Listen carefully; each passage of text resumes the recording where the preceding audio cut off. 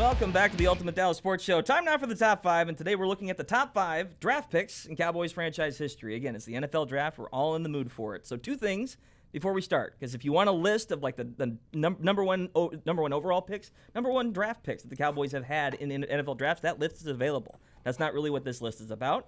It's trying to find the line between career achievement and value in the draft pick itself.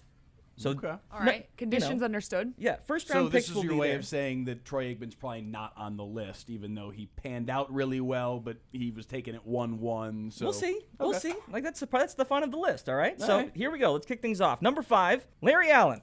Proof that the Cowboys have hit an offensive lineman not named Tyler, and it wasn't in the first round. Greatest offensive lineman in franchise history, taken 46th overall in the second round. Obviously, a huge anchor to the line that completed the dynasty in '95. 6-time first team All-Pro. Allen comes in at number 5. Number 4, when you have the number 1 overall pick, you've got to get the right guy. That's the bottom line. That was Troy Aikman in '89. Thanks, Mike, for stealing my thunder. The leader of the dynasty, Super Bowl MVP, one of the greatest Cowboys of all time. Easy slot here, coming in at number 4. Number 3, here's where the value hits. The great Bob Hayes, taken in the 7th round in the 1964 NFL Draft. Hayes brought Olympic gold medalist caliber speed. This is a way for me to get the Olympics into this show. Bullet Bob. Exactly. Led the league in touchdowns in back-to-back seasons, 65 and 66. Two-time first-team All-Pro. I'm going to have to work on that part of this entire read. And a Super Bowl champion, Bob Hayes, at number 3. Number 2, the greatest running back in NFL history, Emmitt Smith. The best first-round draft pick in NFL history. Sorry, to some degree, you could say that, honestly.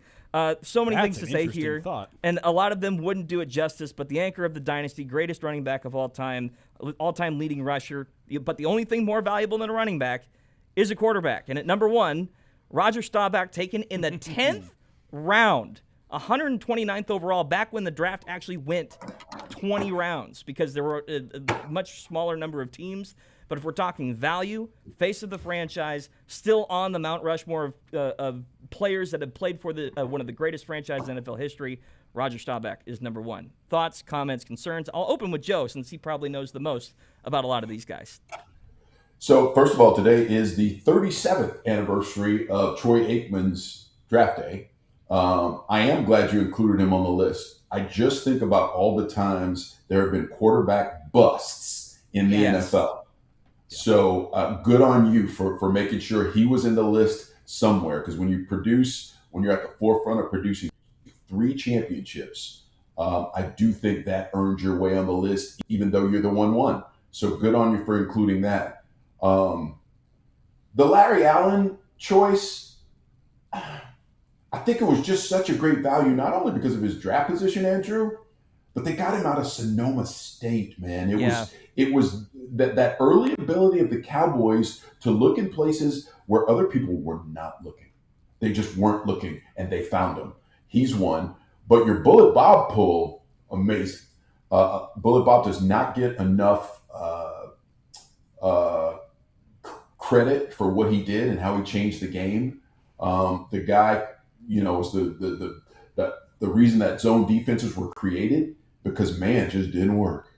Right? You needed doubles, didn't work. Exactly. That was not enough. Bullet just ran right by it, and he helped change the game. So great pull on that. Roger is the obvious and absolute number 1. Absolute number 1, 10th round, and not only an amazing football player, not only a Hall of Famer, but one of the best humans on the planet. So to be able to pick that guy in the 10th round and have him as a part of your organization, I can't tell you how valuable that is in more ways than are just measured on the football field. So yeah, I love the list. I love the list. It's just impossible to include all of them. I think about DeMarcus Ware as well. There are a lot of great stories that were left off here. Go for it, Kelly. Well, I have a question, because you guys know football is not my primary sport.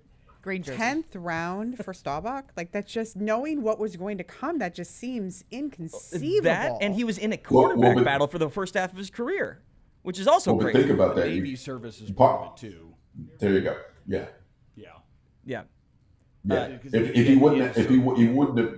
they didn't know for sure he had to go to the Navy and give service to the country, it wouldn't have worked out that way. But boy, did it ever work out for the Cowboys when they're like, we don't care, when you're going to join us, right? And yes, he was in that battle with Craig Morton early on, and I've had a chance to talk with Craig about some of those battles before. Very interesting the way that whole thing played out and panned out. And when you think about the sliding glass doors of Cowboys history and how it could have worked out, it's really an amazing rabbit hole to go down if you got a day or so to look at that quarterback battle and how it all played out.